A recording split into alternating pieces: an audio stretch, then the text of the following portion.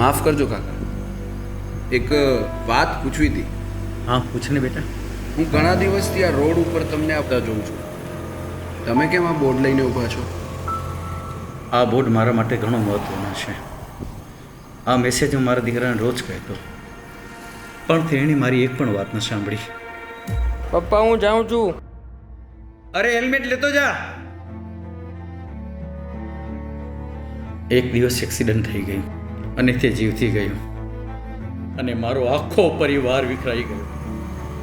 પણ હવે જો કોઈ બીજો દીકરો આ વાત સમજશે ને તો એના પરિવારને ક્યારે સહન નહીં કરવું પડે જે મારો પરિવાર કરી રહ્યો છે.